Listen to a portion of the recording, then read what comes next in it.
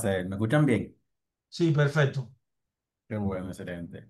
Un placer estar aquí compartiendo con ustedes en este curso para compartir parte de los conocimientos y poder aclarar diferentes dudas que tengan con respecto a informática forense e evidencia digital. Vamos a proceder. ¿Todos pueden ver la pantalla? Sí, perfecto, se ve perfecto. Excelente. Vamos a comenzar. Si ven que miro mucho hacia ese lado es porque tengo doble pantalla y la pantalla de compartir me queda a la izquierda. Ok, Eh, Seguimos. Parte de mi vida académica, como ya Máximo le dio un recuento, soy ingeniero en sistema y computación. Dentro de mi ingeniería comencé la pasantía con el tema del análisis forense digital. Ya era policía estudiando ingeniería. A temprana edad llegué al Departamento de Investigaciones de Crímenes y Delitos de Alta Tecnología, conocido como DICA. Fui analista forense alrededor desde el 2011. Ya para el 2014 fui encargado del laboratorio hasta el 2022. En ese trayecto he visto y he participado en su número de análisis forense digital y he recibido capacitaciones tanto nacionales como internacionales. Esto es parte de mi hoja de vida. Soy amante de la criminalística, no solamente la digital, también la física, la química y la biológica. Y estamos aquí para compartir información con respecto a mi experiencia laboral, que ya le he mencionado diferentes pinceladas. Dentro de la policía he ocupado diferentes posiciones, funciones y roles, tanto de carácter investigativo como de carácter preventivo. Eh, He participado también en unidades de control interno de la policía. He sido docente y monitor en diferentes casas académicas, tanto locales como internacionales. Aquí pueden ver varias. Así que no se limiten a cualquier tipo de pregunta o duda. Entonces vamos a entrar en materia. Si vamos a hablar de informática forense, evidencia digital, tenemos que tener claro los conceptos que vamos a ver de manera frecuente en esta presentación. Eh, el código o la ley local aquí en República Dominicana etiqueta o tipifica o nombra a estos elementos, valga la redundancia, como elementos de prueba. O sea, le dice elemento de prueba, pero en el mundo de la criminalística, de las ciencias naturales, de la ciencia forense, tienen diferentes nombres. El mismo objeto, dependiendo la etapa donde se encuentra, tiene diferente nombre. Así como tenemos en la etapa del bebé, el niño, el adulto, que solamente cambia el tiempo transcurrido entre un espacio y otro, así mismo sucede con los elementos de prueba. Indicios. Todos los elementos que se encuentran en un lugar del hecho se llaman o se denominan indicios. Hasta ese momento no me está diciendo si el indicio es directo, si el indicio es indirecto, si el indicio tiene que ver con el hecho, el indicio no tiene que ver con el hecho. Indicio. Una vez es identificado, recolectado y procesado por un laboratorio forense, sea cual sea el tipo de la rama de la ciencia forense, y es procesado, entonces es clasificado como evidencia, ya sea física, biológica, química o informática, que muchas personas le dicen también como evidencia digital, la denominada informática. Una vez es procesado por el laboratorio, convirtiéndose en evidencia y documentado con un análisis forense digital, un informe técnico, el resultado, el documento palpable. Entonces, con el documento, que es un informe técnico, en conjunto con la evidencia original y un sinnúmero de temas administrativos, la orden judicial, la denuncia, la cadena de custodia, que son documentos que viajan con ese informe técnico son presentados ante el tribunal y si el tribunal lo acoge como bueno y válido, tanto la parte técnica como la parte administrativa, es considerado como prueba. Le menciono esto porque nosotros posiblemente hemos escuchado a muchos profesionales, hemos escuchado a muchos especialistas. Esa es la evidencia del caso, esa es la prueba del caso.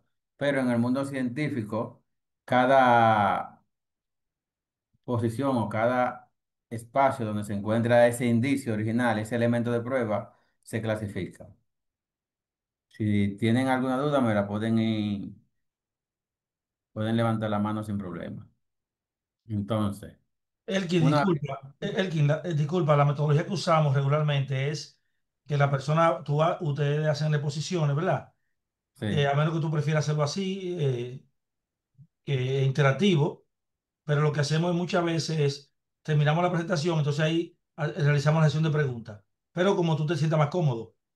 Sea, yo hago referencia porque como es mucha información y Ah, no, posiblemente no, perfecto, la duda que usted tenga ahora mismo, cuando entremos en otro ámbito, ya la obvie por la cantidad de información que vamos a ir mencionando. Entonces me gustaría que cualquier duda que tengan en ese momento puedan de una perfecto. vez Así lo completar la hacemos, duda.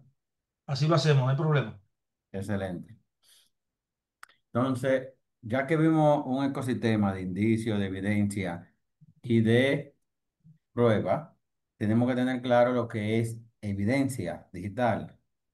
Evidencia digital no es más que cualquier tipo de información que sea extraída utilizando los métodos y técnicas correspondientes acreditados desde un dispositivo electrónico y que esta información pueda ser útil ante un tribunal. Cuando yo le digo a cualquier tipo de información, es cualquier tipo de información contenida o almacenada en el dispositivo. Por ejemplo, si yo quiero saber si la computadora que cometió el crimen tenía el usuario Elkin, con el simple hecho de yo poder evidenciar que el usuario de esa máquina es Elkin, ya es la evidencia de esa investigación. O sea que dependiendo del tipo de caso, del tipo de investigación, el escenario podría ser algo sencillo, básico, a simple vista, como algo robusto. Pero independientemente de eso, son evidencias digitales y aquí vamos a visualizar de que se debe de cumplir el proceso completo independientemente de el tipo de información que usted necesite. ¿Cómo así? Por ejemplo, en el tema de, vamos a llevarlo al plano médico, las normas médicas dicen que si usted va a hacerse un proceso de cirugía, debería tener una aprobación del cardiólogo, anestesiólogo, el neumólogo, entre otros, un protocolo, ya que se van a poner a prueba, van a necesitar que esos órganos tengan un esfuerzo extra, pero independientemente de ya sea sencilla o profunda, se debe de cumplir ese protocolo. Eso mismo sucede aquí en el mundo de la evidencia digital. Independientemente lo que usted necesite sea posiblemente algo sencillo para un analista forense, pero el ciclo completo se debe de cumplir porque no se puede obviar. Aquí en la informática o en la ciencia forense no se puede suponer que lo vamos a ver más adelante. Tomando esto como referencia de que yo puedo extraer desde cualquier tipo de dispositivo. Entonces, la informática forense se ha clasificado mínimo en 15, va por 15. Aquí yo puse la más relevante. Pero ya me está diciendo de que para cada tipo de dispositivo existe una especialidad. Así como tenemos el especialista vuelvo y lo llevo al plano médico, que son los más comunes o los más reconocidos. Así como tenemos especialistas, oftalmólogos, gastro, ortopedia, entre otros, que aunque es el mismo cuerpo humano, pero dependiendo del tipo de órgano que se vaya a trabajar o músculo, hay una especialidad. Lo mismo sucede en el mundo digital. Si usted va a analizar móviles, cómo funcionan los móviles, cómo transmiten los móviles, cómo se almacena la información, cómo se procesa la información, es muy diferente a un ordenador, a si es estado fijo, si es de la nube, entre otros. En el tema de las redes, si es alámbrica, si es inalámbrica, si es por Bluetooth, si es por infrarrojo, aunque tienen posiblemente el 50% de común, tienen otro 50% no común, que lo vamos desarrollando más adelante. Aquí tenemos correo electrónico, web, malware, la nube, internet de la cosa, sistema embebido, vehículo inteligente. Ya ese vehículo que se parquea solo, si mañana no reconoce una persona que va cruzando la calle, no reconoce un vehículo y este lo impacta, ¿cómo podemos saber si el vehículo lo chocó a propósito, falló la cámara, falló el sistema? Es a través de un análisis forense digital. El tema de la criptomoneda, la diferente industria, las redes sociales, la virtualización, entre otros, todo eso o cualquier tipo de dispositivo es responsabilidad de la informática forense. El control de acceso, el biométrico, no biométrico, las cámaras digitales, entre otros, informática forense. ¿Lo han escuchado todo? ¿Tienen alguna duda hasta aquí? Con respecto a todo estos tipos de análisis forense que existen a la fecha. Sí, lo habíamos escuchado porque nosotros estamos, por ejemplo, hay un libro del profesor William Quiroz, quien es el coordinador internacional desde Perú, que tiene todos estos temas de evidencia, y este curso empezó en abril, ¿verdad? Y hubo una conferencia inaugural los 2 días. Entonces, todos estos temas, de una u otra manera, lo hemos ido escuchando, pero no lo habíamos visto todavía, Elkin, desde el punto de vista policial, así como tú lo estás Ok. explicando. Excelente. Entonces, viendo ese ecosistema de los tipos de dispositivos que existen, entonces pasamos a lo que es los procesos en la informática forense. Aquí me dice, sea cual sea el dispositivo, sea cual sea el tipo de la informática forense que se vaya a aplicar, sea cual sea el hecho, si es penal, administrativo, civil, si es de penal, si nos vamos basado en la ley 5307, si es un delito de contenido, un delito de telecomunicaciones, un delito de tema de los datos, independientemente de, se debe cumplir ese ciclo. Este ciclo de los procesos de informática forense debe de ser lineal, dígase. Usted no puede desde la fase de identificación pasar a analizarlo sin procesarlo, sin recolectarlo, sin cumplir con la fase siguiente o las fases anteriores. Y es un engranaje que si uno solo de todo el ecosistema se hace mal, el caso completo se dañó o se daña esa investigación. Por ejemplo, lo vamos a ir desglosando uno por uno. Primera fase que es la identificación. Si el investigador, si el fiscal, si el juez, si el abogado, si el responsable de la investigación no me explica, no detalla, no se expresa cuál es el motivo de la investigación por lo cual él quiere aplicar un análisis forense o él quiere que lo acompañe un analista forense, yo no podría tener una visión de cómo fue realizado el ataque para saber si el uso de los dispositivos fue como medio o como fin. Pongo un ejemplo. Si yo entro a un salón buscando evidencia porque me dijeron, miren, en ese escenario ahí pasó un hecho delictivo. Si yo entro a ese salón y en ese salón no veo ninguna computadora, ningún tipo de celular, solamente veo una mesa con varios micrófonos y, y un proyector. Yo podría pensar que eso es un estudio de grabación, algo por el estilo, pero como son periféricos de entrada y de salida, que no almacenan información del usuario, solamente eh, informaciones propias, no le doy un grado de importancia, un grado de interés. ¿Qué puede provocar esto? Yo desconozco cuál fue el tipo penal. Yo dejo ese equipo ahí porque los equipos que no son de relevancia para la investigación no tengo por qué recolectarlo. Ese mismo escenario, si antes de yo trasladarme a ese escenario me dicen, ah, mira, se está acusando de que hay un cine clandestino, de que se está publicando video y contenido de multimedia, de abuso sexual, de material confidencial. Si yo voy al mismo lugar del hecho y encuentro los mismos micrófonos y pantalla, los proyectores, independientemente no tenga un computador, pero esto podría servir para el tipo de delito que se está acusando, que cuando la investigación siga avanzando y se puede encontrar el computador de la persona que está realizando dicha acción, si se vincula de que el teléfono de él, el computador, la laptop, se conectaba a ese micrófono que fue encontrado en el lugar del hecho, que se conectaba a ese proyector, podría tener cierta veracidad a la hipótesis de que ese espacio se utilizaba para tales fines. Claro, hasta aquí.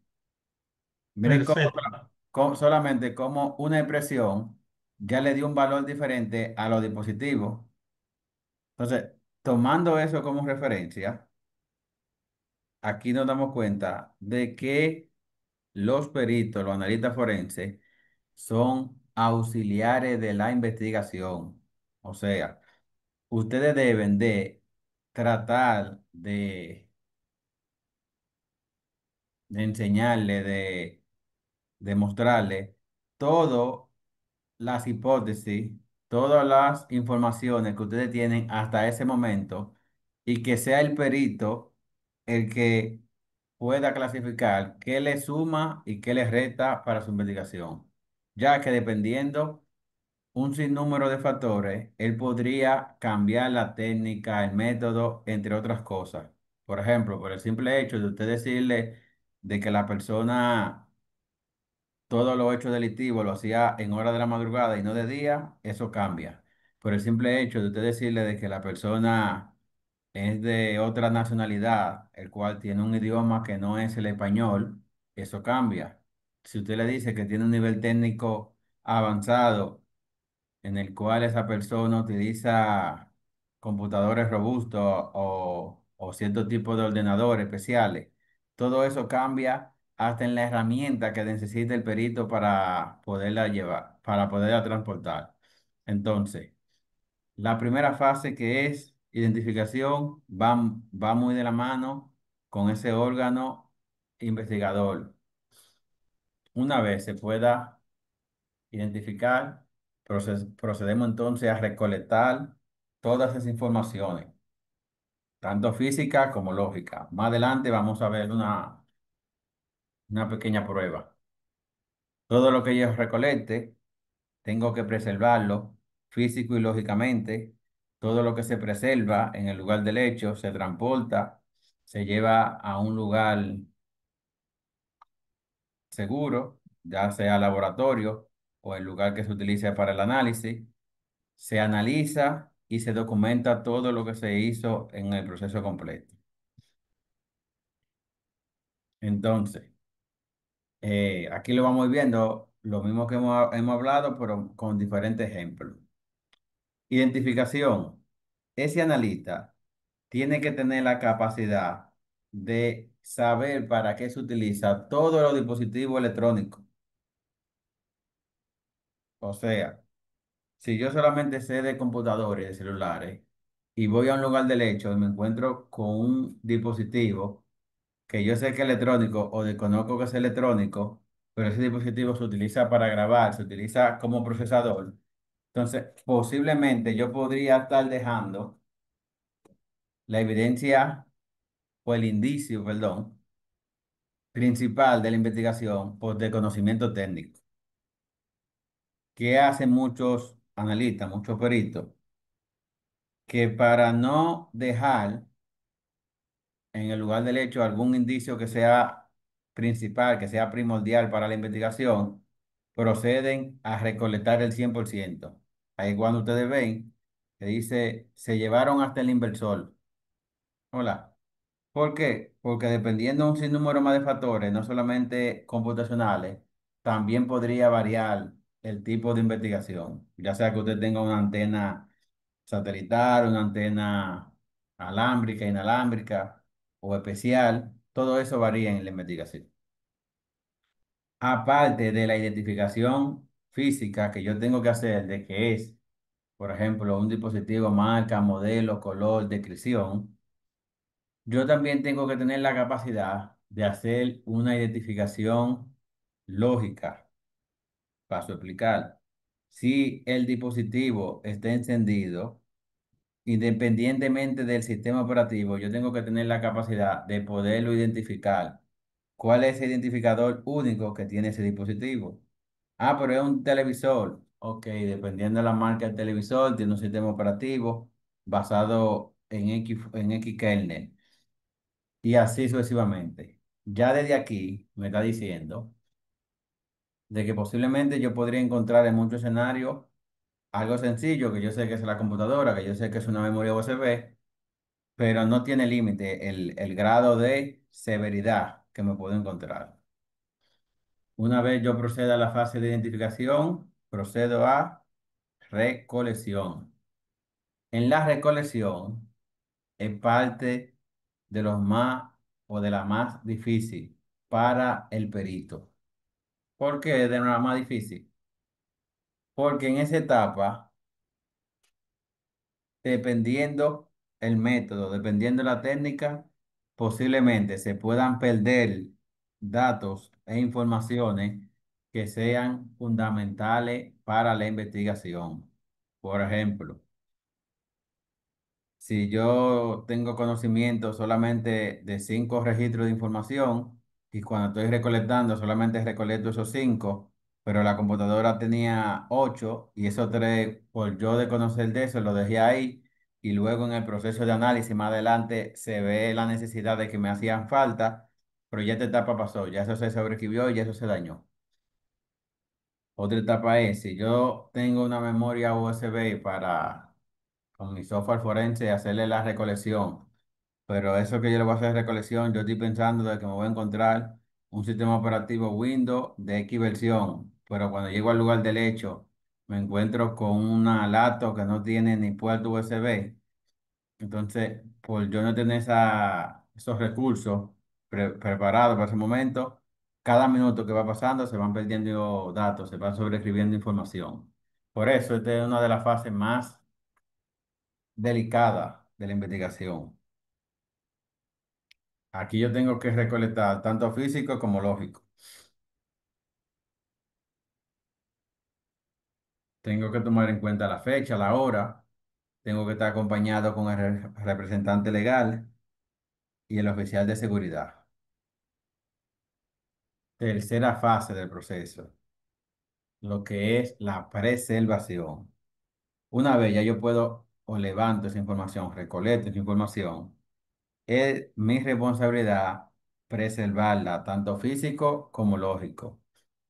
Si ese equipo, después que fue recolectado, recibió una sobrecarga eléctrica y se dañó, responsabilidad del perito. Si ese equipo, después que fue recolectado, recibió un mensaje y el dispositivo se formateó, el dispositivo se borró la data, responsabilidad del perito. Si por humedad se pierde información, si se cae y se daña el equipo y pierde información, ya aquí hay un tema bien delicado. Tenemos que tener en cuenta. Discúlpame, Elki, ¿y cómo entonces esa parte importantísima que tú acabas de decir? Hay un tema de responsabilidad por la actuación, pero cómo se demuestra esa responsabilidad si hay que buscar entonces otro perito, otro técnico, ¿verdad? Para que diga o explique que el equipo se dañó porque hubo un alto voltaje. Ok. ¿Cómo eh, es ese proceso ahí? Y si hay eh, casos en que se han caído algunos casos precisamente por eso, por esa quizá inobservancia de un perito. ¿Cómo funciona eso? ok. En la fase de análisis se entiende como media de seguridad de los laboratorios que el personal que haga la identificación, recolección y preservación no sea el mismo personal que le haga el análisis y la documentación. Independientemente trabajen en la misma unidad, pero eso es como una persona extrae la sangre, otro lo analiza, o sea, aparte. En el análisis que se debe extraer, dependiendo del tipo de información que fue solicitada, el 100% de los registros, si se visualiza que hay registro después de la fecha de recolección, es responsabilidad de ese técnico que la levantó. Si en ese análisis que hizo ese perito, ese profesional que pertenece a la misma agencia y la empresa, la otra parte, tiene duda de ese tipo de información porque visualizó de que el disco duro cuando lo montaron en la camioneta se dañó y un sinnúmero más de tópicos, puede solicitar al tribunal con la vía correspondiente su contraperitaje, haciéndole énfasis al contraperitaje, ese escenario. Ah, mire, ese hecho fue a las 12 del mediodía, pero duraron como 5 horas después que yo lo tenían al equipo para poderse desplazar. En eso comenzó un aguacero bien fuerte, al no tener ellos, su equipo lo dejaron atrás en la camioneta, su equipo se mojaron. Luego de eso, de los 10 equipos que habían, solamente le sacaron información a dos. Esos 8, ellos dijeron que estaban dañados, pero no estaban dañados porque en la empresa estaban funcionando los 10 equipos. Entonces, ya con esa información, se puede, el perito que va a hacer el contraperitaje, se puede enfocar y darle un valor a ese tipo de información independientemente sea lógico o físico. Cuando digo físico es, por ejemplo, ese tema del alto voltaje, de manera física, de manera electrónica, se analiza el teléfono, se analiza el televisor, se analiza el ordenador, que diga, ok, la resistencia, el capacitor que él tenía para controlar el voltaje, que supera, por mencionar un número. Si la computadora trabaja a 3 amperes y tiene una resistencia, si llega como máximo a 4 amperes, se daña, no, y le pusieron un cargador de 5 o de 8 amperes, y por eso se dañó la laptop. Posiblemente el análisis no va a decir que fue de 8 amperes el que le conectaron. Solamente va a decir que fue superior a los 4 amperes que soportaba ese chise, esa resistencia. Y por eso provocó que la corriente entera pasara al board. Y eso se aterrizó a partir de eso. Ah, pero que fue que le cayó agua. Se le hace el análisis con el agua del teclado donde cayó, si fue agua, si fue alcohol, si fue otro tipo de químico que provocó eso. Los componentes electrónicos, dependiendo el líquido, el químico que le cae, tienen unos colores diferentes para ese mismo tema. Por si dicen, no, pero que yo no me estaba bañando con él. O sea, ese teléfono no le cayó agua. Hay una parte que si cambia de color adentro, si tiene ese tipo de cambio de hallazgo, fue porque hubo contacto con el agua. Y así sucesivamente. Ok, Entonces, existe algo que le llaman el espectro electromagnético, que es el espacio entre la Tierra y, valga la redundancia, y el área espacial, todo el espacio aéreo. En el tema de las emisoras y demás tipos de comunicación que trabajan por frecuencia, existe una frecuencia muy bajita, por debajo de los 400 megahercios, que es donde viajan todo tipo de comunicaciones convencionales, el Bluetooth, el infrarrojo, el, el Wi-Fi, entre otros. Si yo no tengo forma de proteger lo que yo tengo en ese tema, entonces yo voy en contra de la norma. Seguimos. Si yo encuentro el ordenador encendido, entonces mi responsabilidad es hacerle o preservar las información de manera lógica. O sea, esos datos que están en la computadora, yo no puedo provocar o eh, yo no puedo dejar que se siga agregando más información, que se siga modificando las informaciones, ya que esto entonces podría alterar la evidencia original y se podría entonces demostrar que sea inadmisible por ese hecho sucedido. Dependiendo del dispositivo, aquí ya estamos utilizando herramientas, estamos utilizando volcado de memoria RAM, estamos utilizando un acceso poco invasivo al ordenador para extraer esa información volátil.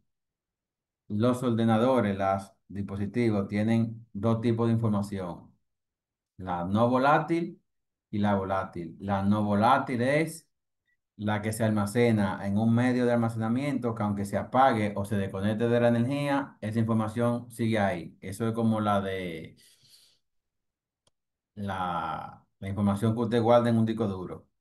Existe otra información que es la no volátil, que es la que se almacena en la RAM, lo que se está procesando en ese momento, que si usted no la recolectó en ese momento específico, se perdió. Eso viene siendo algo como la canción que estén dando en una emisora en X momento. Si usted no la grabó en ese momento a la hora tal, fecha tal, se perdió esa información, si no está siendo grabada ya por otro medio. Yo utilizo un ejemplo para darlo a entender este escenario de cómo funciona eh, la data no volátil. Por ejemplo, supongamos que ustedes van a un banco, el banco tiene adentro cuatro cajas. Cada caja para nosotros son los procesadores. La fila que se hace dentro del banco para nosotros es la información no volátil. Cuando digo no volátil, si usted va hoy y encuentra al del Poloché Azul en la posición 2, si usted vuelve más tarde ya no está en la posición 2, está en la posición 1 o lo está atendiendo caja. Si va mañana, esa persona ya no se encuentra y así sucesivamente. Entonces, el empleado que siempre está fijo son informaciones no volátiles, pero los clientes que van de manera frecuente son la data volátil. Si yo quiero saber quién era que estaba en ese momento recibiendo ese retiro de dinero o haciendo ese depósito, tengo que capturar las informaciones que estaban en ese momento. Entonces, ya desde ahí, en el mundo digital, así mismo el grado de importancia. Si era un crimen, si era un asalto, si era un malware que se estaba ejecutando, y yo dejé que esa persona que estaban en ese espacio del cliente se fueran, podría, con algunos hallazgos de la cámara, entre otros, saber quiénes estaban ahí, pero ya se tiene un nivel más alto de dificultad. Claro, hasta aquí. Perfecto, Elkin. Excelente. Entonces, ya identificamos, ya recolectamos y ya preservamos. Como mencionaba, se preserva tanto en el lugar del hecho, en el transporte y en el laboratorio. Aquí yo estoy almacenando o preservando de manera lógica, pero también si yo quiero subirle un nivel más robusto, porque yo desconozco ese tipo de información, también yo le puedo hacer una preservación lógica, perdón, física, que incluya el 100% de todo lo que tenga ese periférico de almacenamiento. Los discos duros internamente se pueden dividir por particiones. Si yo le hago una imagen lógica, posiblemente yo nada más tenga una sola partición. Pero si yo le hago una preservación física, es al 100% del dispositivo físico. También yo puedo utilizar un método que le llaman clonado, que es un disco duro físico, le hago una copia idéntico a otro disco duro físico. Ambos funcionan igual. Guardo el original y me quedo con la copia para proceso de análisis. Tomando en cuenta aquí que cada vez que yo tenga que hacer contacto con una indicio original, le tengo que utilizar un bloqueador de escritura para no alterar las informaciones que almacena el disco duro original. Recuerden que la, el norte en todos los procesos forenses es cuidar el indicio original. No me puedo desconectarlo, no puedo obviar el tema de la preservación física. O sea, que aunque yo estoy haciendo una copia, un disco duro, donde se encuentre el disco duro físicamente, el tema de humedad, de polvo, que lo mencionamos ahorita, también es mi responsabilidad. Si hay estática, si yo lo voy a poner encima de una mesa, pero la mesa es de metal y provoca que el disco duro entre en corto, todo ese tema es mi responsabilidad en esa etapa. Entonces, ya identificamos, ya recolectamos y ya preservamos. Llegó al laboratorio. Vamos entonces a la fase de análisis. Yo le mencionaba en el inicio de que existen diferentes tipos de análisis. Un análisis puede ser el que es considerado un análisis básico, donde solamente le están diciendo al analista, valida si en la ruta de descarga o en la carpeta de descarga, esa persona descargó X archivo, que ese archivo es de interés del gerente, del director, y era prohibido que ella lo descargara de la plataforma. Con solamente usted validar de que se encontraba ese archivo y de que fue descargado desde el usuario X, ya es una evidencia. Ese tipo de análisis forense, aunque son muy sencillos, porque el dispositivo fue utilizado como medio, pero son los más comunes o lo que mayor número representan en los laboratorios forenses. Por ejemplo, tenemos la ley 53-07 que tipifica 24 conductas delictivas. Esa ley que clasifica esas 24 conductas en bloque. Hay un bloque que es el bloque de contenido, donde está o donde abarca difamación, estafa, chantaje, entre otros. Esos dispositivos requieren o utilizan la tecnología como medio. Dígase que solamente yo necesito tener un teléfono que tenga que soporte una aplicación como WhatsApp, una aplicación de tercero, y yo puedo difamar al que yo quiera y viceversa. Esa cantidad, esa facilidad provoca que se cometan un sinnúmero de delitos con esta tipificación de estafa.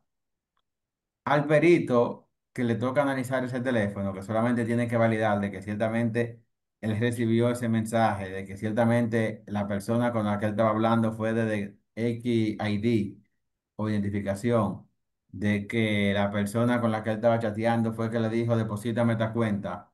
Eso es solamente un análisis para acreditar esas informaciones que el mismo usuario la ve. ¿Estamos claros hasta ahí? Perfecto. Ok. Entonces, de esto es casi el 80% de lo que llega a un laboratorio es este tipo de escenario. También tenemos un análisis intermedio. Ese análisis intermedio, ustedes le mencioné que hay un bloque de delito de contenido. Hola. También en la misma ley hay un bloque de delito de disponibilidad de la información y de la data, donde está clonación, acceso de dispositivos de almacenamiento, entre otros. Para yo poder analizar un caso como este, aparte del contenido de la data, también tengo que estudiar, que analizar cómo funciona el sistema operativo y qué hallazgo yo puedo encontrar en el sistema operativo de que esa computadora se usó para eso. Me explico. Se conectaron a la computadora y borraron de la base de datos 5 informaciones. Yo tengo que buscar, independientemente del dispositivo, independientemente del sistema operativo, cómo fue que se conectaron a la computadora, si fue cierto que se conectaron, si no fue físico, si fue inalámbrico, por qué vía fue que se hizo esa conexión. ¿Cuál fue el archivo que modificaron? ¿Con qué aplicación fue que la modificaron? Entre otros. Entonces, ya aquí vemos de que existen muchos software, tanto forense como de tecnología, que me pueden cuantificar un sinnúmero de eventos.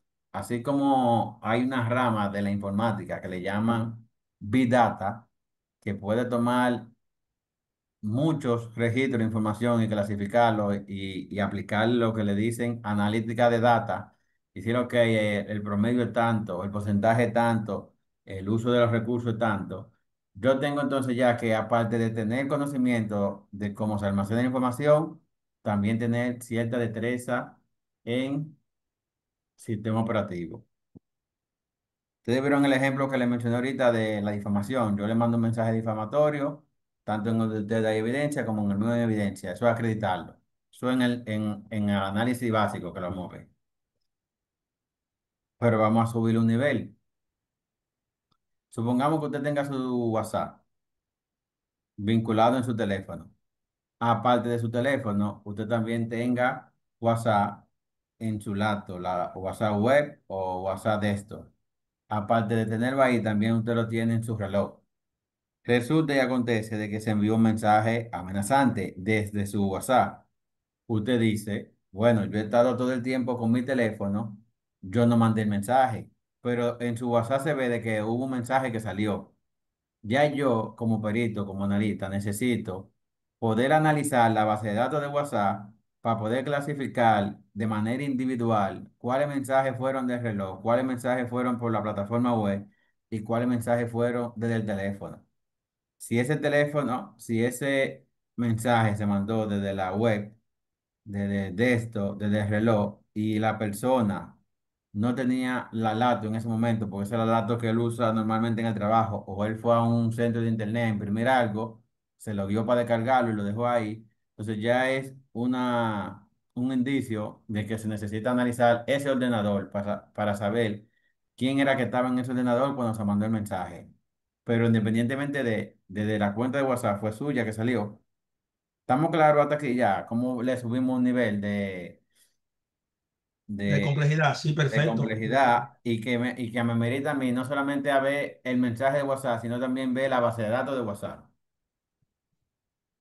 Pero estos que están aquí, estos sistemas aplicativos, los mismos sistemas operativos, solamente tienen una visión o un alcance a nivel de aplicación, a nivel de base de datos. Existe otro nivel más alto que es el nivel avanzado o lo que le llaman en informática un bajo nivel, que viene siendo lo más cercano entre el hardware y el sistema de archivo. Aquí me está diciendo en este lenguaje, se registran que independientemente el sistema operativo, independientemente la aplicación, si se almacenó en ese dispositivo, aquí me lo muestra. ¿Para qué me sirve eso? Cuando usted me dice, ok, él mandó un mensaje, él se comunicó con los atacantes, con el crimen organizado, pero yo sé que él no utiliza WhatsApp. Yo solamente sé de que el mensaje que él escribió fue, por ejemplo, vamos a mencionar algo, análisis. Solamente yo sé que él mandó el mensaje análisis a X hora. Yo desconozco cuál fue la aplicación, si fue WhatsApp, si fue Facebook, si fue Signa, Telegram o otra más de esas ciento y pico que existen. Como yo no puedo buscar, o sea, yo puedo buscar aplicación por aplicación, pero sería muy largo el trayecto. Entonces yo mejor bajo al nivel más bajo de la computadora y digo, ok, tomando referencia a X fecha, tomando referencia a este parámetro, este rango de tiempo.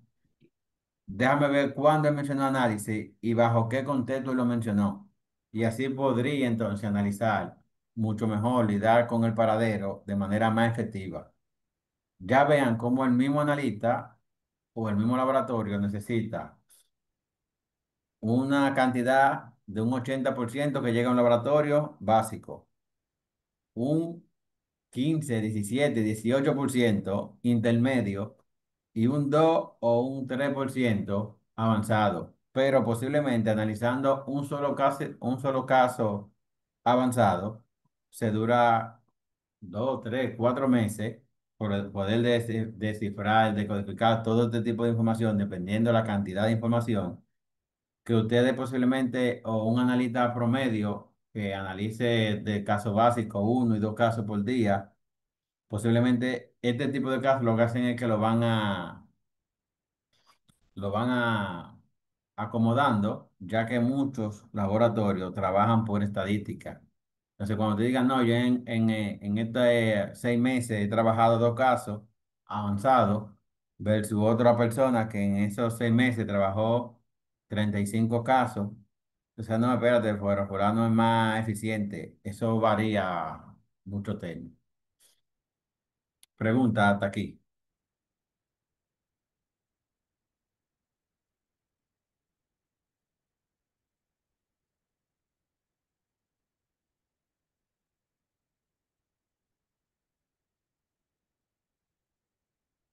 ¿Tienen preguntas? Si tienen preguntas, pueden levantar la mano. Sí. Entonces seguimos. Entonces, para poder ser informática forense bajo los lineamientos de la ciencia forense, entonces yo necesito cumplir con ciertos principios. El primer principio, aunque no tan por orden, que me exige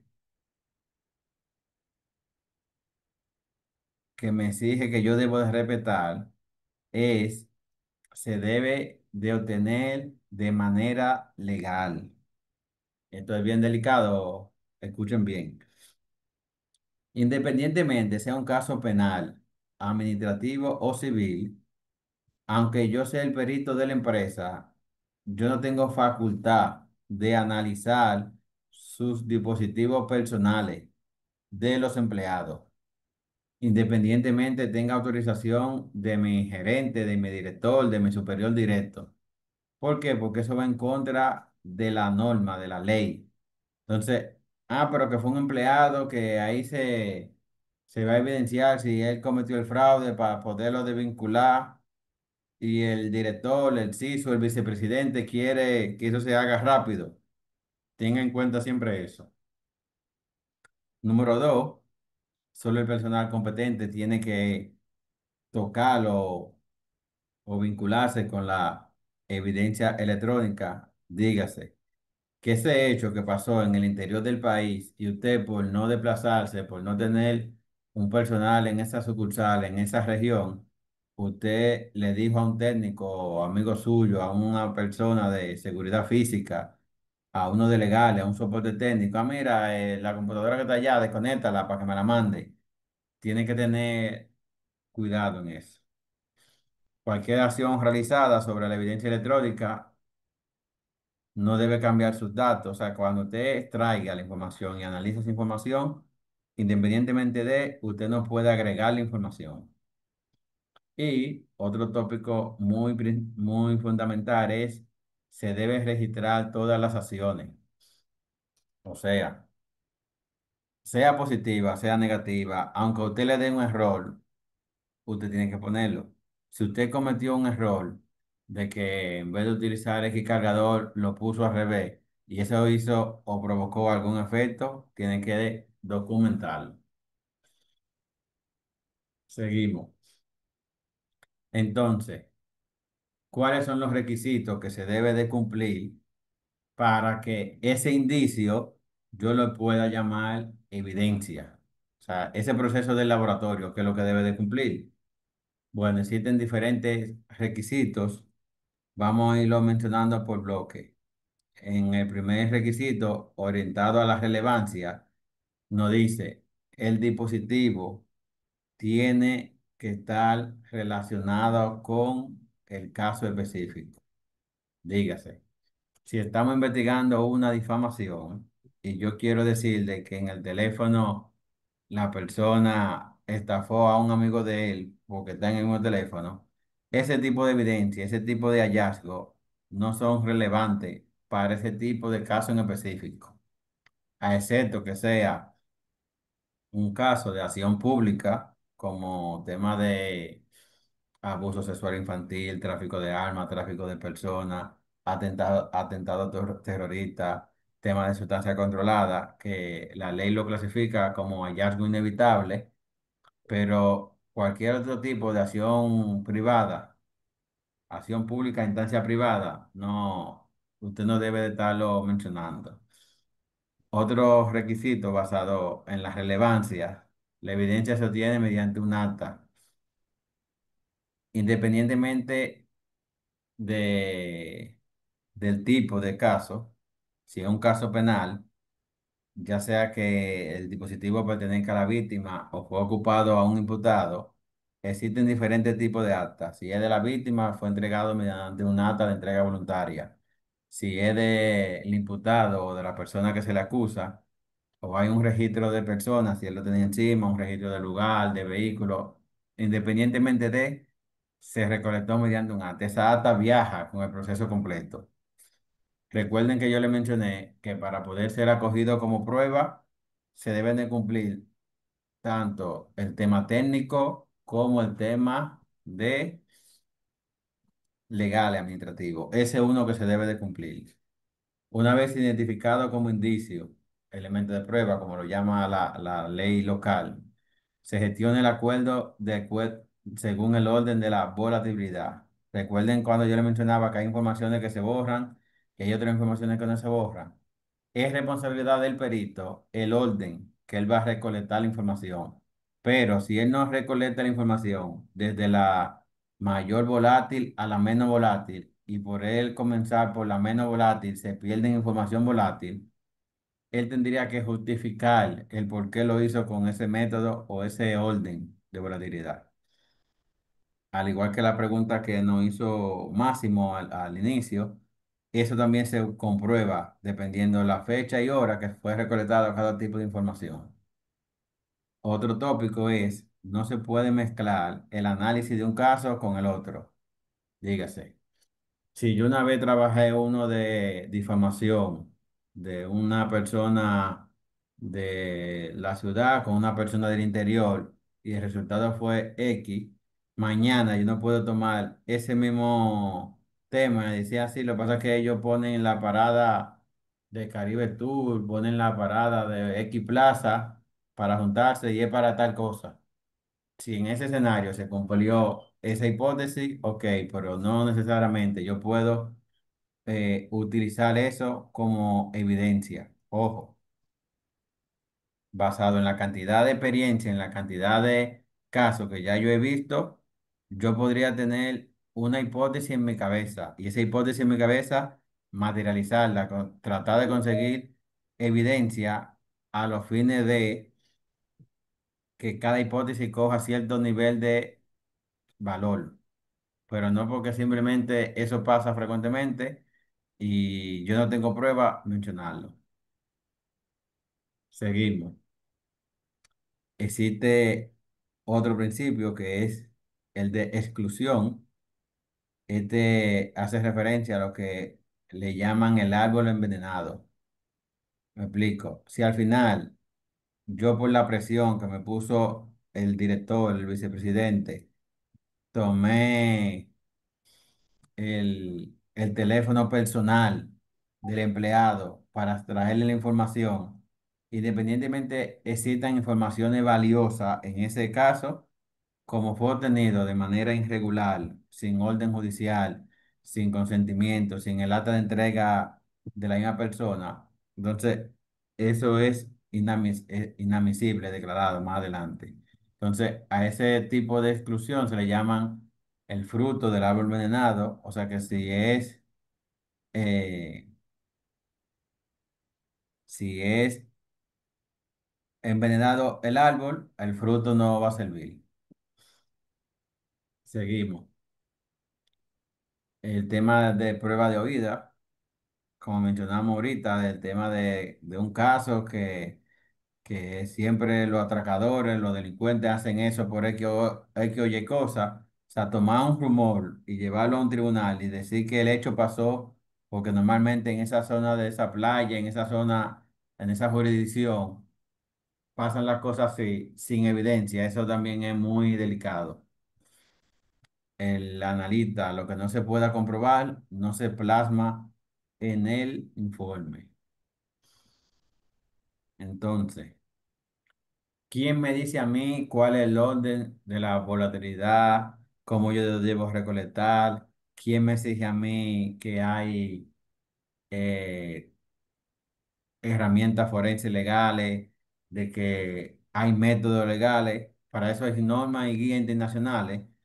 Aquí hay unas cuantas, son muchas, de diferentes regiones.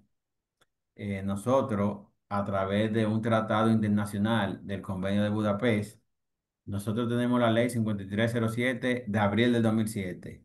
Luego, en el 2011 nosotros nos adherimos al Convenio de Budapest. Entonces, todas las normas que son aprobadas que son aprobadas por el tratado, nosotros podemos utilizarlas. Aparte de eso, también tenemos un Código Procesal Penal. En el Código Procesal Penal existen varios artículos que hacen referencia a la legalidad de los procesos, a la exclusión, admisibilidad, peritaje, entre otros. Podemos leer unos cuantos, entre ellos los que están en amarillo, que hacen más referencia a esta presentación que estamos haciendo. Por ejemplo, en la legalidad de la prueba, los elementos de prueba solamente pueden ser valorados y obtenidos por un medio lícito. Si fue ilícito, no tienen ningún tipo de valoración de la prueba. En el tema de la admisibilidad, está sujeto a diferencia directa e indirecta con el objeto de hecho investigado. En el tema de la valoración, va conforme a las reglas de la lógica y conocimiento científico. En el tema del peritaje, hace referencia de que se necesitan conocimientos especiales y, y prueba pericial. En el tema de la calidad del perito, presten atención, nos dice aquí que el experto tiene que tener certificaciones de la industria. Y si no hay certificaciones de esa industria que va a hacer peritaje, entonces se mide por la parte idónea. En el tema de los nombramientos de los peritos, facultad, ejecución del peritaje y dictamen. O sea que ya desde aquí yo tengo un bosquejo de qué yo le puedo exigir a un perito. Entonces, ya todo lo que mostramos fue la entrada y el tema de la ensalada. Ahora vamos al plato fuerte. Yo como perito, ¿qué yo le debo demostrar a ustedes, los abogados, prensa o el sector externo que no esté involucrado en la investigación, de que eso que se hizo, de que eso que se demostró va acorde a la norma, a la ley y que todo eso está de manera íntegra? Entonces yo como perito tengo que demostrarle a ustedes que yo cumplí con la integridad, la fiabilidad y autenticidad. Si yo no puedo demostrar ninguno de esos tres, entonces no puede ser acogido como bueno y válido ese informe técnico pericial. Entonces, en el tema de la integridad, ¿cómo yo puedo medirla? Bueno, como yo no soy fábrica, yo no soy una empresa que desarrolla herramientas, que desarrolla software, entonces yo tengo que documentar y utilizar única y exclusivamente las herramientas que han sido acreditadas tanto por la NIS, que es un tema americano, aunque también hay otra industria europea y asiática, pero tienen que estar acreditadas por un organismo avalar para eso. Dirá, ¿cómo así, profesor? Bueno, si yo voy a traer sangre a una persona y la norma me dice que yo tengo que tener guantes y una jeringa y un envase esterilizado, como yo no fabrico nada de eso, pero yo sí sé de que hay un instituto que le hace una prueba, los testea y le hace esa prueba si cumplen o no cumplen con la integridad. Entonces yo tengo o es mi responsabilidad usar la jeringa que sí cumpla con esos estándares, los guantes que cumplan con esos estándares y el envase que cumpla con esos estándares. Lo mismo sucede en el mundo informático. Para yo poder velar por la integridad, yo no puedo utilizar herramientas de tercero. Aquí, cuando yo le pongo en un lado Mercado Libre, Amazon, La Pulga, entre otros, yo no estoy hablando mal de esas páginas. Aquí lo que yo estoy demostrando es en el comercio electrónico existe algo que le llaman C2C, Customer to Customer, cliente a cliente. Esas páginas como Marketplace y de otros, eso es otra persona física que él sube algo, ya sea creado por él o que él lo quiera revender o que esté dañado, lo ubica a una página de eso y usted también como cliente a través de esa plataforma nos conocemos, yo le vendo, usted me compra y yo le mando el artículo. Eso que no pasa un proceso de validación, porque usted quería un bloqueador de escritura y yo tengo un dispositivo que se llama bloqueador de escritura, pero que no cumple con los estándares, pero el mío también es bloqueador de escritura, es lo que no protege la integridad por un bloqueador de escritura. Y usted lo compró por estos medios, entonces tiene que atenerse a la consecuencia. Esto viene siendo como en el tema médico, el tema de medicinas naturales con medicamentos. Ah, pero que yo recogí una hoja de naranja para un té, pero que esa mata de naranja tenía un microbio. Usted la compró en la calle, usted la compró ya procesada, el medicamento. Todo eso usted tiene que medirlo. En el mundo digital, yo puedo medir la integridad de otra forma. Aparte de las herramientas, de manera lógica, yo tengo un método, o existe un método, que se llama valores de hash. Es un algoritmo matemático en el cual usted le calcula o le aplica ese algoritmo matemático y le da un valor. Si el archivo no ha sido modificado, tiene que darle el mismo valor. Si usted abrió el archivo y le cambió, por el simple hecho de usted abrirlo, ya le cambió la fecha de modificación, ese valor de hash no da idéntico. Si usted lo modificó, no da idéntico. Y así sucesivamente. Entonces yo, o el perito, utiliza como método de que él no alteró esa información el valor del hash. O sea que si yo le calculé el valor del hash al disco duro original y luego le hago una copia y a la copia le calculo el valor del hash y son idénticos, me está diciendo a mí que yo hice una copia exacta sin alterar la integridad de la información.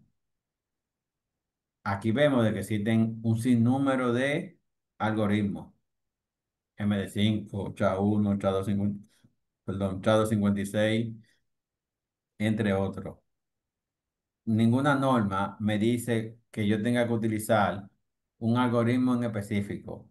La norma solamente me dice que yo tengo que buscar o utilizar un algoritmo matemático para proteger la integridad. Presten atención a esto ahora. Lo más famoso es MD5 y SHA-1, ya que fueron los primeros que existieron.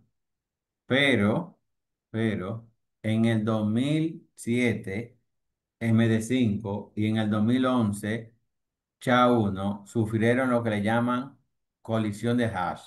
Dígase, dos archivos diferentes dieron el mismo valor de hash. O sea, si yo solamente utilizo como referencia de integridad el valor de hash, y ya aquí me están diciendo de que se ha comprobado científicamente de que dos valores diferentes en un momento determinado dieron el mismo valor, ¿cómo yo le tengo confianza?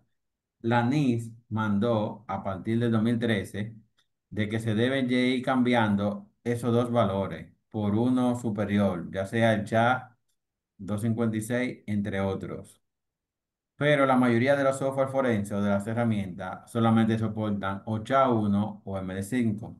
¿Qué se vio obligado entonces la NIS a través de esta división que vemos aquí arriba de Computer Forensic Tool Testing? Que esa es la división de ese instituto que se encarga de probar la integridad de las herramientas físicas y lógicas.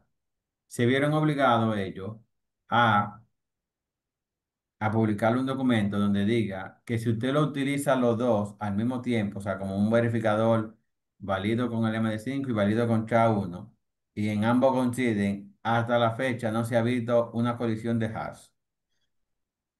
Seguimos. Ya vieron cómo yo tengo que justificar la integridad a través de un valor de hash. Entonces, cómo yo faculto o puedo defender lo que le llaman fiabilidad. Eso es una interrogante bien grande. Dígase, yo tengo un junior, una persona joven, graduado, jovencito, 19, 20 años, eh, que fue egresado de Infotec, de Litla, con varias certificaciones, versus una persona con 30 años, 40 años, que tiene 20 años trabajando como soporte técnico, con muchos años de experiencia, pero en su momento, por la edad, no se graduó de ingeniería o no tiene maestría. Entonces tengo una persona con mucha experiencia, senior, y tengo un novato, junior. ¿Quién me renta a mí a nivel de cualificación como analista? La ley habla en el artículo 205 del Código Procesal Penal que el perito tiene que tener un título expedido del país o en el extranjero, y siempre que la ciencia lo tipifique, tiene que tener esa certificación. O sea, aquí me está diciendo que aunque el junior no tenga esos años de experiencia, pero tenga una certificación, esto que estamos viendo aquí, de ICICONSI, de SAN y demás, son casas académicas que tienen certificaciones de alto impacto a nivel mundial. O sea, ese curso de ICICONSI para investigador forense, CHFI, tiene 16 módulos, más de 5.000 páginas. El examen es 250 preguntas para responderle en 2 horas. O sea, necesita un nivel técnico bien alto. ¿Qué él no está diciendo eso a nosotros? Que ese junior, independientemente tenga 19 años de edad, pero si él tiene esta certificación que lo, lo llevó a su más alto rendimiento, yo podría optar en cierto escenario por esa persona junior. O sea, ¿qué me dice el artículo que me defiende y qué me demuestra el escenario? Que la persona que esté certificada, acreditada por un órgano que no sea yo voy a confiar en ella. O sea, que cuando me digan, no, porque yo soy bueno como mecánico, pero yo no sé o no tengo forma de medirlo, qué tan bueno tú eres, pero una acreditación sí. Entonces le doy un grado de importancia. Ahora presten atención. Existe un ex agente de nombre Alessi Brinolmi, el cual ha denominado a un grupo de especialistas como perito del CLI, como la persona que tiene la certificación tiene un nivel de conseguir un mejor trabajo superior al empírico. Existen muchos profesionales que solamente se limitan a certificarse en una herramienta forense y esto provoca entonces de que ellos sean denominados peritos de CLI. ¿Qué es el perito de CLI? O un perito que compra un software, el software solamente lee, por ejemplo, viendo aquí, supongamos que solamente lee los mensajes de Facebook, de Instagram, de WhatsApp, que son los más comunes. Yo le conecto el teléfono, él le saca todos los mensajes, pero como ese software no saca o extrae tema de Telegram, no sacó Telegram, al final yo solamente sé usar esa herramienta, yo te conocía de Telegram, o no sé dónde voy a buscar la información que no extrae la herramienta, entonces yo digo que ahí está toda la información, por ahí no está toda la información del teléfono. Ahí está toda la información que se almacenó o que fue decodificada por esa herramienta, con esa versión. Entonces, ya aquí estamos viendo cómo el nivel de... Deme un segundo,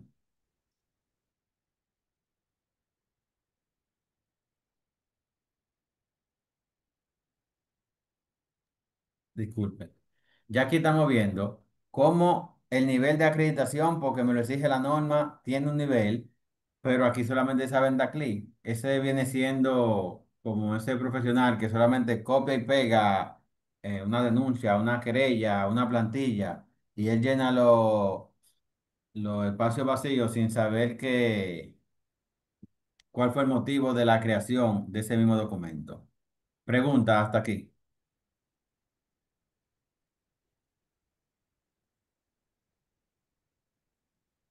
¿Están tímidos ustedes?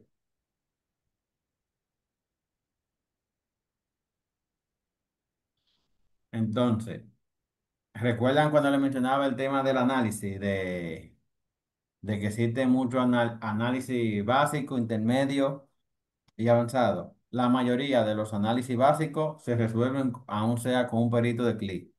O sea, que ese perito que sabe utilizar una herramienta robusta, se puede traer ese tipo de información. Con respecto al análisis avanzado, aunque la herramienta ayuda mucho porque tiene diferentes tipos de visualización de la información, pero entonces yo solamente necesito extraer cierto archivo para decodificarlo de manera manual. Seguimos. Otro tópico que yo tengo que justificar es fiabilidad de la herramienta.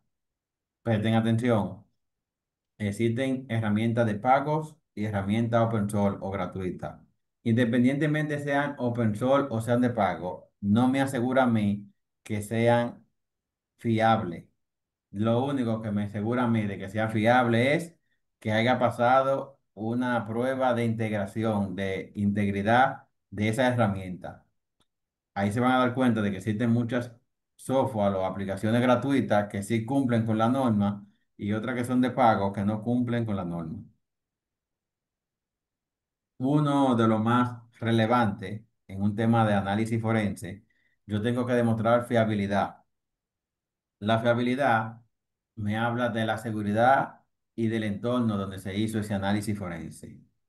Aquí tenemos dos imágenes. En la imagen del lado de la izquierda, donde vemos el desorden, independientemente usted tenga un perito calificado y utilizó herramienta calificada, no demuestra fiabilidad al entorno, porque según uno de los principios que me dice o de los requisitos que me dice que no puede ligarse un caso con otro, que tiene que mantenerse íntegro, según esto no cumple con esa norma. Si vemos el lado de la derecha, donde está la bata blanca, el tipo laboratorio sanitizado, independientemente no tenga herramienta calificada ni el personal técnico adecuado, pero entonces el laboratorio o el espacio sí cumple con la norma. De todo esto que yo le estoy mencionando, existen normativas que exigen cada uno de esos tópicos. ¿Qué exige entonces la normativa de los laboratorios o del espacio donde se va a utilizar como análisis? Bueno, aquí vemos parte de lo que me exige. Me exige de que tiene que tener un control de acceso biométrico, de que tiene que estar vigilado por cámara, de que tiene que tener su alarma de sensor de humo, antiincendio, antiestática, cumplir con normativa, no puede haber un grado de humedad. Si es para un tema de almacenamiento o para analizar el periférico de almacenamiento a un nivel que se puedan abrir los platos, tiene que ser libre de polvo y así sucesivamente. Por último, ya yo pude validar la integridad, ya yo pude validar la fiabilidad. Existe algo que se llama autenticidad. ¿Cómo yo puedo demostrarle al tribunal, a la justicia, a la seguridad, que el mismo teléfono que se levantó en el lugar del hecho es el mismo que se está presentando en el tribunal? La ley lo llama cadena de custodia. En esa cadena de custodia, que pasó algo antes de llegar al laboratorio y pasó algo después del laboratorio, yo como perito tengo que buscar la forma de garantizar eso. Usted dirá, ¿cómo así? Ah, bueno, el teléfono que se recolectó fue uno que dice que es marca Samsung, modelo tal, email tal. Eso fue el llenado en el acta de entrega voluntaria. En el laboratorio yo tengo que validar si la información lógica de ese dispositivo móvil pertenece a un Samsung marca tal, modelo tal. O sea, yo tengo que en el laboratorio, aunque yo no fui al lugar del hecho, validar tanto la descripción física como la descripción lógica de ese dispositivo.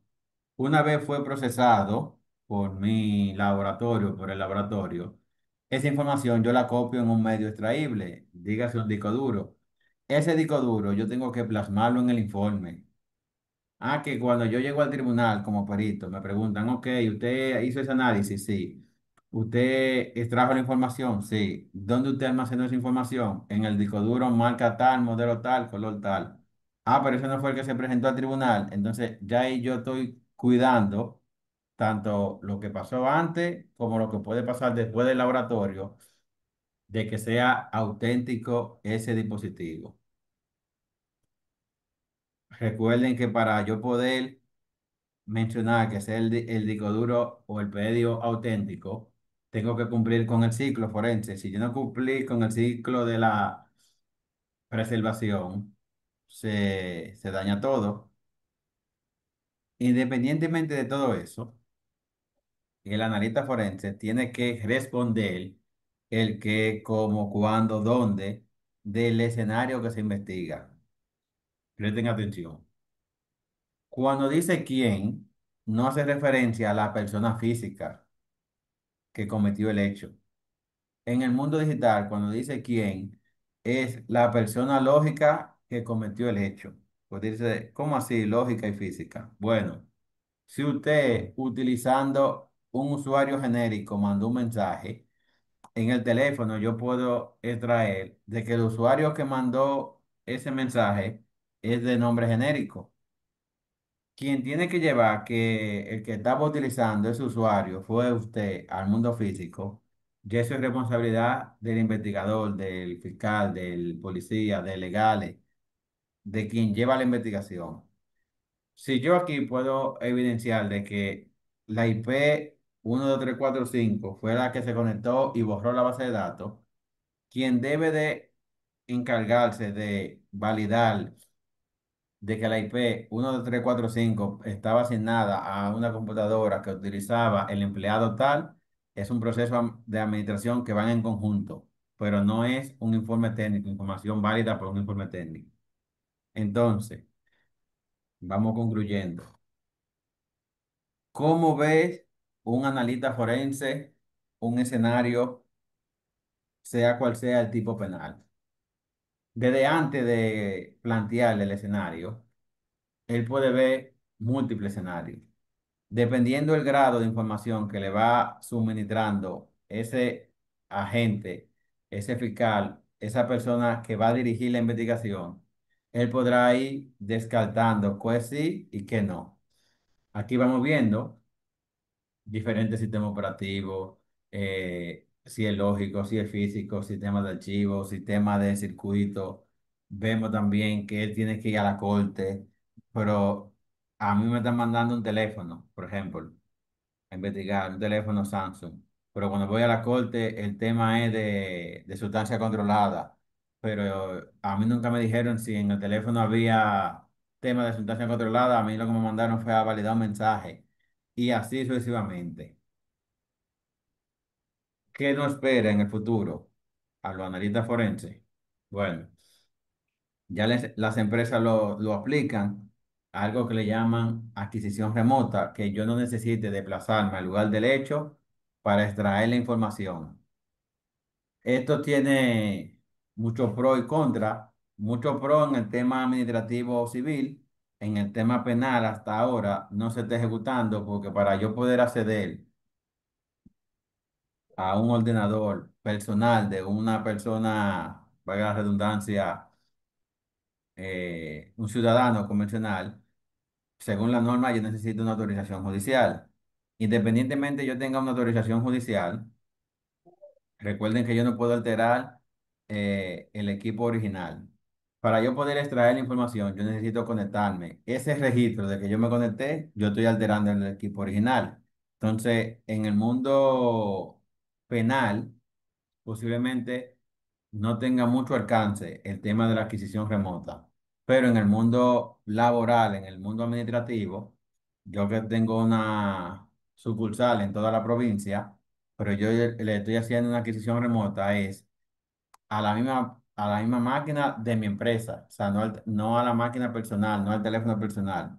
Entonces, ahí sí tiene un grado de importancia. Yo he visto con ese método desplazar a un perito hacia el interior del país, tener representantes en diferentes regiones del país, entre otros.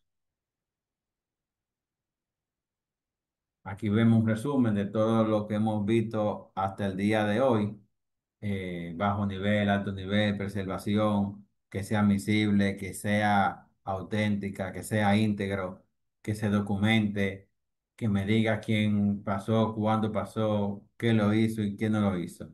Entonces, tomando esto como referencia, nos dice, según la ciencia forense, el tiempo que pasa es la verdad que huye.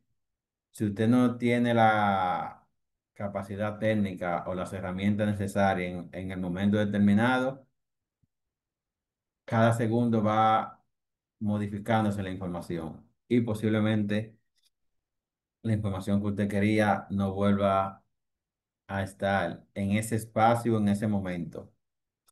Esto es todo por hoy. Siguen sin hacer preguntas. No sé si es que tienen los micrófonos o Máximo le dijo que no hicieran preguntas. ¿Alguna pregunta? Bueno, tenemos a Manuel Fernández. David, por favor. Sí, buenas Adelante, tardes.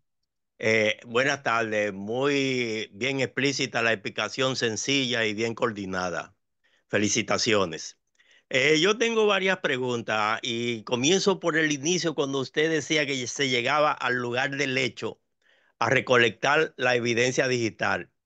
Y usted hablaba, bueno, llego, pero hay unos micrófonos que yo no veo que estén en esto, o hay esto, lo otro, yo lo dejo, pues no lo doy importancia.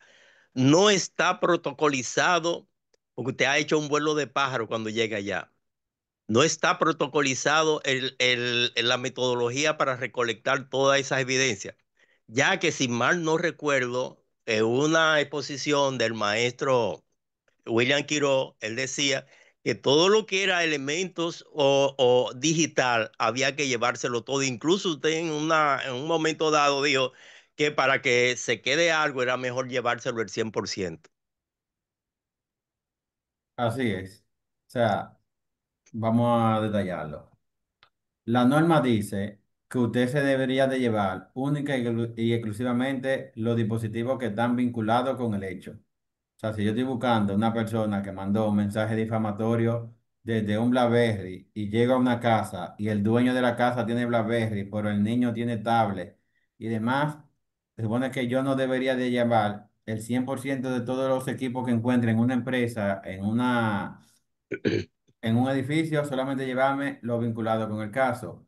Ahora, si yo desconozco cierto tipo de información de cómo se realizó el caso, ya sea porque el mismo fiscal, el mismo investigador lo desconoce, él no sabe si fue desde un BlackBerry, él lo que sabe fue que se mandó un mensaje difamatorio por Facebook. Mientras tanto, en Facebook se puede conectar el BlackBerry, la tablet del niño, el Nintendo de la casa, el mismo televisor. Entonces, eso me obliga que al yo desconocer de manera puntual de dónde fue que se envió ese dispositivo, que tenga que llevármelo todo, para no entonces no haber dejado algo que se perdiera. Pero si yo tengo toda la información pertinente, que una buena investigación arroja muchas informaciones que sea puntual. Por eso yo le mencionaba cuando le toqué ese tópico, que eso hace referencia hasta con la hora.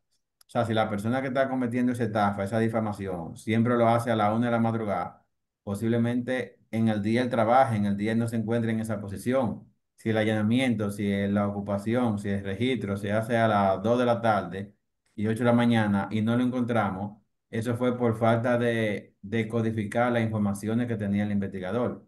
Entonces, en conclusión, si no tengo la información, me llevo todo. Si tengo la información puntual, solamente extraigo lo puntual. No sé si quedó claro. ¿Alguna otra pregunta para Elkin? Bien, Elkin, yo tengo una pregunta. Hablábamos ahorita al principio, hablábamos de la responsabilidad, ¿verdad? Pero ¿cómo determina esa responsabilidad? Porque en este caso, usted hablaba de que es diferente personal de diferentes agencias, el que recolecta, el que individualiza y todo eso. Entonces, ¿cómo se puede lograr esa responsabilidad si esa persona que puede encontrar esa falla es de la misma agencia y posiblemente haya complicidad? No hay forma quizá de saberlo. No, eso en el mundo real sí hay forma. Paso a explicar. Cuando se hace una copia exacta de información, se copia el 100% de todo lo que está almacenado en el disco duro.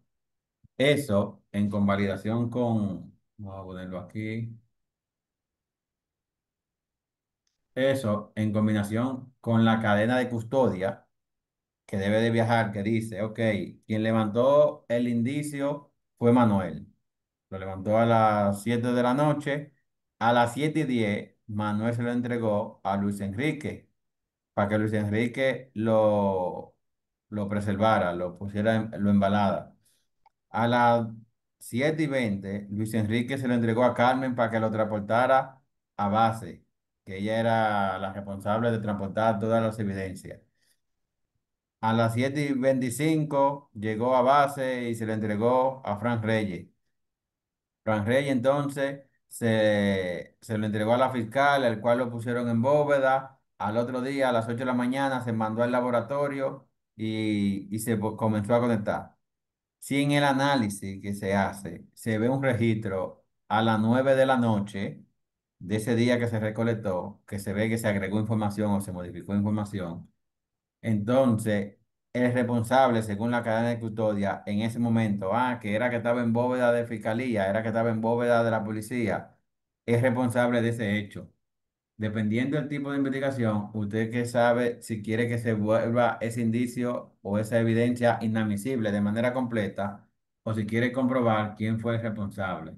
Yo le mostraba en un ejemplo, por ejemplo, antes de esto, en el análisis avanzado. Recuerde que yo le mencionaba estos tres ejemplos. El análisis básico es solamente el contenido de lo que tienen los archivos de Word, de Excel, entre otros. En el análisis intermedio, yo puedo ver los registros en el sistema, quién modificó hora y quién no modificó hora. Pero si quien hizo ese tema fue un analista, porque no utilizó un bloqueador de escritura pertinente, entre otros. Entonces, en un análisis avanzado, esto que se está viendo aquí, esto que es crudo del disco duro, el usuario per se no lo modifica. O sea, yo no tengo forma de modificar esa información. Yo sí tengo forma de crear información para que se almacene y pueda confundir al analista, que parezca falsa, para que el analista que quiera analizar, si no tiene cierta destreza, se confunde, diga, no, mira, esa máquina estaba dañada y por eso fue que se quedó así ese log. Y así sucesivamente. O sea que a nivel técnico hay un principio de la ciencia forense, son 7 principios. Hay un principio que le llaman principio de intercambio, por Edmond Lockhart, el cual dice, si dos objetos o dos personas tuvieron contacto en ambos y en la escena del crimen, quedan hallazgos. Si yo le mando un mensaje amenazante a usted, en su teléfono hay registro de que se recibió el mensaje. En mi dispositivo hay registro de que el mensaje salió.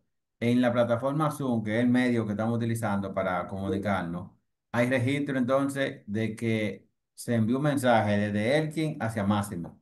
Entonces, eso mismo pasa con la computadora. Si se hace algo, se hizo algo, existen tópicos que almacenan información que no dependen del usuario per se, sino de la misma máquina. Y un analista con conocimiento avanzado y buena herramienta podría mostrarle esa información ante un tribunal. Bien, adelante, Fran Reyes. David, Buenas noches, bendiciones para cada uno de ustedes. De verdad que debo felicitar al distinguido Valenzuela, pues tiene un dominio y un manejo de este ambiente, ¿verdad? Cibernético, tecnológico, que nosotros todos pues anhelamos y felicitamos que jóvenes de su talla pues puedan conectar y conectarnos con esa gran realidad de lo que es el mundo tecnológico. Me gustaría saber hasta dónde ustedes si está organizado en el país lo que es el equipo o los diferentes miembros que conforman lo que es hoy los peritos forenses, por, y hasta qué grado ustedes entienden que esa ley o en qué tiempo, qué estímulo le han creado a ustedes o si tienen alguna idea proyectada para que el Congreso Nacional, esa figura que hoy se adecua, ¿verdad? Se adecuó a lo que fue el Tratado de Budapest, la ley 5307 de delitos cibernéticos en la República Dominicana, pero que de una manera u otra hemos visto tan pobre la aplicabilidad de esta figura jurídica en el ambiente ya de lo que son los delitos de alta tecnología, pero más aún, eh, que esa ley debería contemplar una enseñanza obligatoria de lo que es la preparación de peritos forenses, porque a la medida que tengamos un número más amplio, pues los casos tendrán mayores respuestas y tendríamos menos preocupación en cuanto a los ataques que día a día surgen en este mundo tecnológico. Ok, ¿me escucha bien? Sí, La ley 53-07 tuvo como un proyecto de ley desde el 2003, fue publicado abril 2007. Esa ley, en su artículo 30, crea una comisión interinstitucional compuesta por 11 organismos. Dentro de esos organismos hay uno de ellos que es el ITLA. El ITLA es responsable de capacitar a todo el personal que pertenece a dicha comisión. Dentro de esa comisión hay un representante de todos los órganos que tengan que ver con una participación de un delito cibernético, tanto la Superintendencia de Banco para el sector financiero, Indotel para el sector de telecomunicaciones, Conani por si hay menores, y así sucesivamente.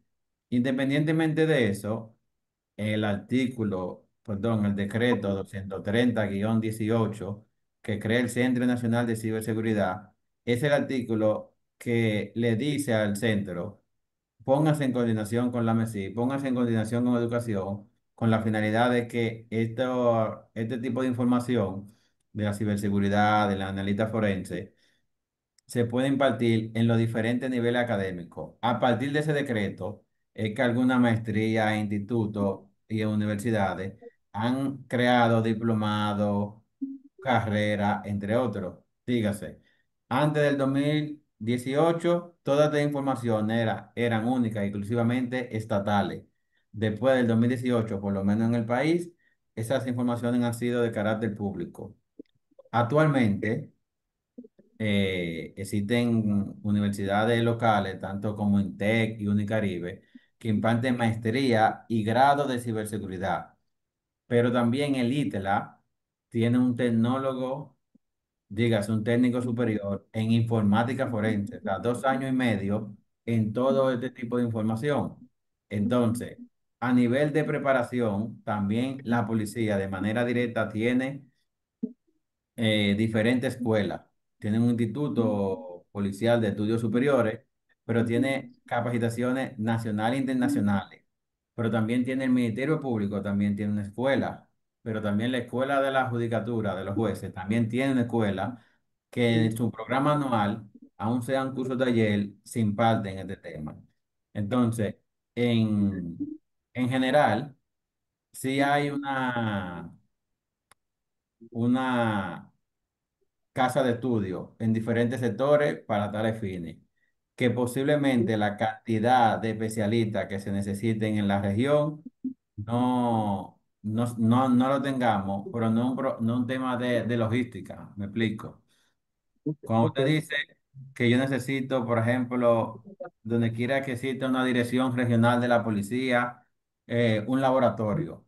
Pero cuando usted lleva el costo de un laboratorio, cuando usted lleva eso, lo lleva a un plano económico de energía. Usted, no sé si recuerda aquí lo que debe de cumplir el laboratorio. Cuando usted lleva eso a un plano local que existen regionales donde la energía no es muy limpia, donde el internet es muy pobre y así sucesivamente. Entonces, lo que renta o ha rentado en muchas ocasiones es fortalecer una sede principal y crear los mecanismos para cuando sea un análisis avanzado tenga que venir a la sede principal. Si es un análisis básico, se vaya haciendo en la regional. Tomando esto como referencia, el, el tema de la transformación policial, entre otras cosas, otros programas, nos indican que en un promedio de 5 a 10 años, 15 años, todo eso que usted ha mencionado, de la modificación de creaciones, de espacios, de regionales, posiblemente ya sean temas del pasado. En el tema personal, con el tema de la ley 5307, yo no tengo ningún tipo de inconveniente. ¿Por qué yo no tengo ningún tipo de inconveniente?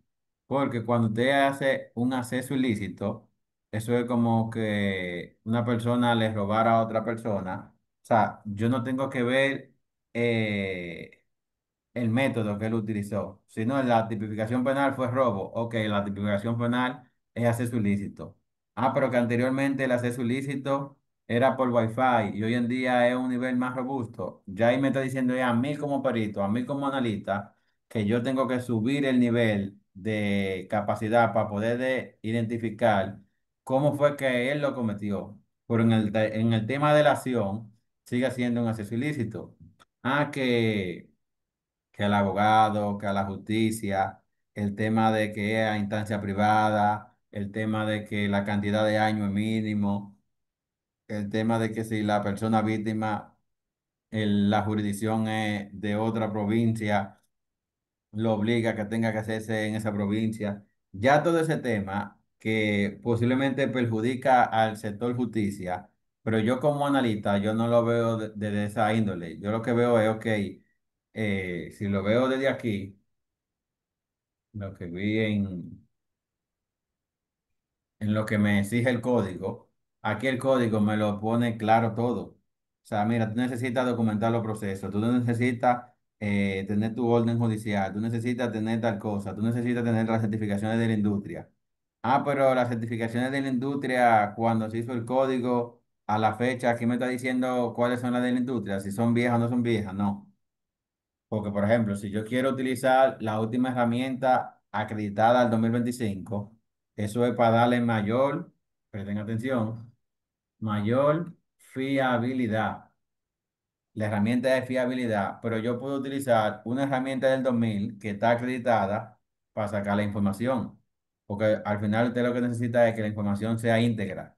Si yo cumplo con la integridad, yo lo puedo utilizar con integridad. Ah, pero usted quiere que yo le demuestre fiabilidad en la herramienta, entonces ahí yo hago el rejuego. ¿Cómo yo puedo buscar una herramienta más moderna para que cumpla con esos tópicos? Pero en el tema penal, perdón, en el tema de jurisdicciones, nosotros como analistas no tenemos mucho inconveniente. Hago referencia porque la mayoría de las normas y guías que sí están actualizadas, que son de carácter internacionales y con el Tratado Internacional de Budapest, a nosotros nos dan facultad de elegir cualquiera de las normas que queramos aplicar. Entonces, por ese lado, entonces vamos en coche. ¿Qué sería malo, por ejemplo? Que las normas locales solamente no aprueben que podamos utilizar un tipo de norma o un tipo de guía. Que digan, no, nosotros pertenecemos a América, vamos a utilizar única y exclusivamente normas de América, normas de Europa, normas de Asia, normas de X tipo de instituto aprobado. Si fuera así, entonces podríamos chocarnos entonces con la realidad. Pero nosotros tenemos todas las que sean aprobadas por el convenio, podemos utilizarlas.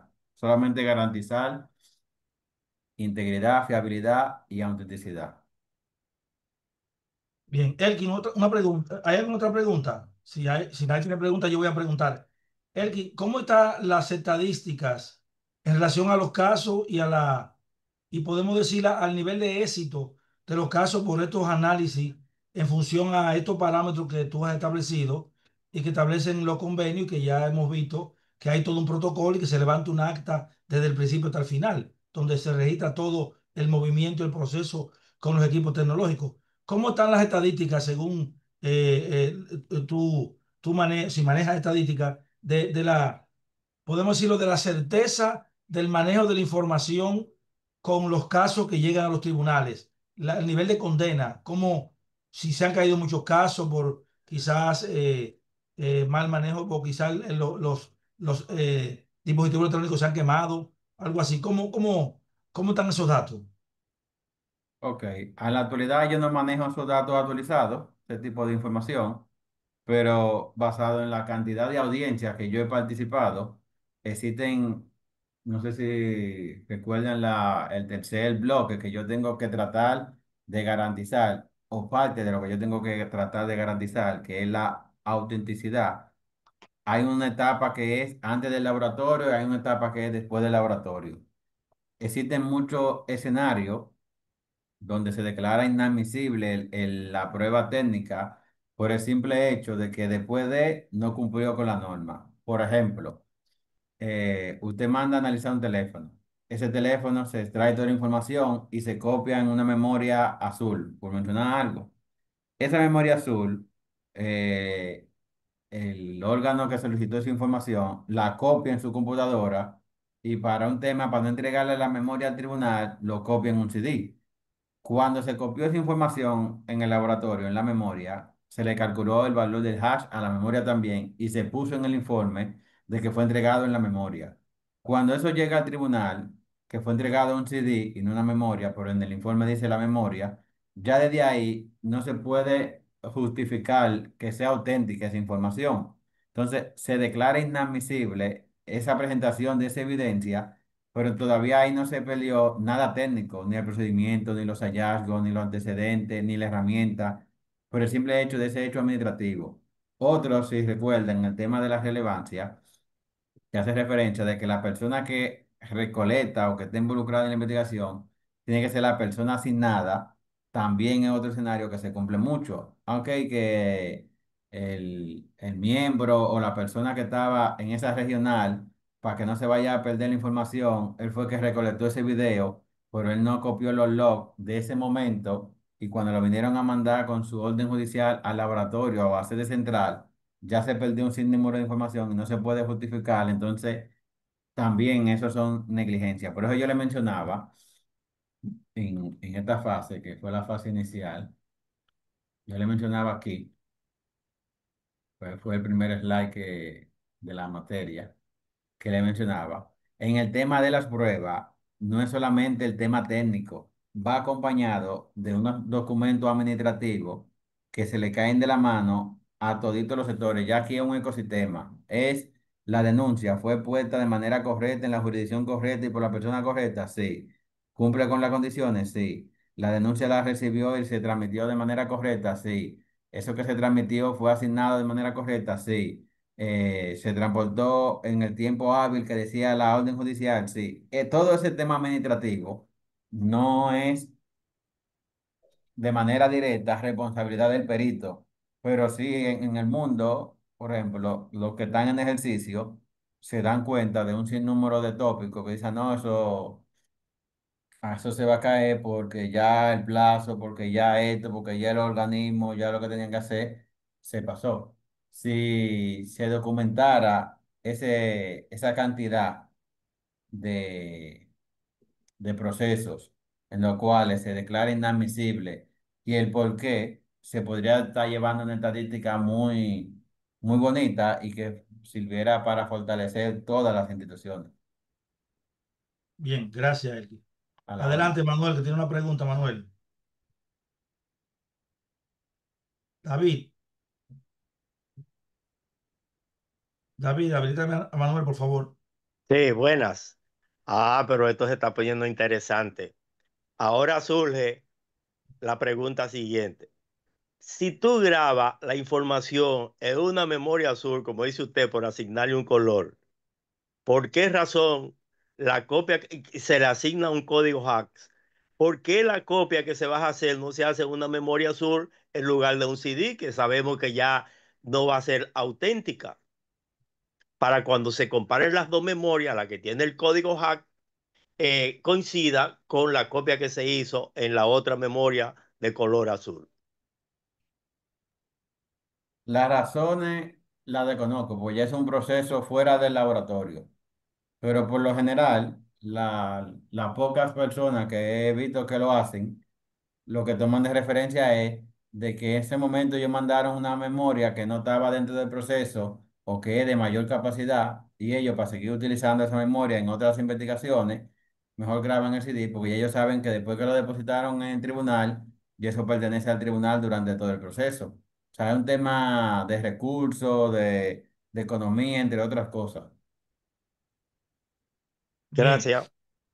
¿Alguna Bien. otra pregunta para Elkin sobre este tema tan interesante? Elkin, este es un tema que nosotros tenemos que tratarlo quizá por paso, ¿verdad? Y quizá por etapa en otra jornada, porque esto es mucha información, muy técnica, ¿verdad?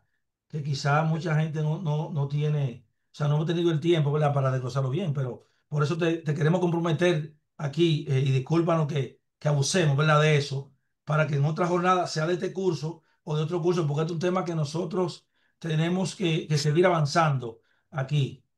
Así es. ¿Alguna otra pregunta para Elkis? Bueno, si no hay pregunta, Elkis, en nombre del Colegio de Abogados de la República Dominicana, en nombre de su presidente Trajano Vidal Potentini, de los organizadores internacionales, del doctor William Quiroz, de la comunidad jurídica, de los que han estado presentes hoy, entiendo que a pesar de la cantidad de la información, nosotros nos llevamos una buena impresión y conocimiento, ¿verdad? Sobre tu vasta experiencia y los conocimientos que tienes y la manera en cómo tú manejas estos temas que parecen sencillos, pero que no son tan sencillos. Así que te agradecemos la gentileza de aceptar nuestra invitación y también la disponibilidad que acepten, ¿no es verdad? La disponibilidad de tú estar presente, quizá en otra jornada similar a esta. Así que muchas gracias. Ya hicimos el compromiso público, ¿verdad? Este es un tema, ya tú eres de nosotros, o sea que nosotros, ¿verdad, Manuel? Vamos a organizar otras actividades, quizá en el marco de este curso o posteriormente, porque este es un tema que nosotros tenemos que seguirlo debatiendo. Y tú eres una persona idónea del ámbito policial, porque hemos tenido personas fiscales, pero no habíamos tenido una persona del ámbito policial. Así es que ya nosotros te hemos adoptado aquí, ¿verdad? Así que ya tú sabes, muchas gracias por aceptar una invitación y como siempre esperamos contar contigo. A ustedes, señores, le agradecemos. El que si quiere decir alguna palabra al final, entonces el paso es tuyo. Ok, un placer también de mi parte compartir con ustedes. Y sí, estamos a la orden para cualquier otra asistencia en otro evento. Si tienen, como esto es muy amplio, si antes de la exposición ustedes quieren un tema o un tipo de análisis de manera puntual, que digan, ok, mira, nosotros hemos recibido, tenemos muchas quejas de este tipo de eventos. Nosotros queremos saber cómo es que funciona, tanto técnico, dentro y fuera de la cancha. Ver qué nosotros podemos ver, que no estamos viendo y que nosotros podemos darle un grado de importancia. O sea que si va a existir esas otras jornadas y pueden hacer ese mismo careo anterior a la presentación. O sea, mira, todo el mundo tiene una duda de cómo está funcionando el Wi-Fi, de cómo está funcionando X presentación, de cómo yo le puedo hacer la pregunta a un perito. ¿Qué le puedo preguntar al perito? ¿Qué no le puedo preguntar al perito? ¿Dónde puede hacer o le puedo sacar mucho brillo a la investigación con el perito? Porque muchas personas que no lo toqué aquí, muchas personas tienen un perito en un caso, en un escenario, pero las preguntas que le hacen son muy básicas y la mayoría de la información que podría aportarle ese perito no sale a la luz porque se limitaron a únicamente preguntarle temas muy básicos. Pero estamos a la orden para cualquier otro escenario. Un Bien, placer. muchas gracias. Buenas noches a ustedes. Entonces, nos veremos el próximo martes en otra jornada de este curso de alta formación en ciberdelincuencia y cibercriminalidad transnacional. Buenas noches.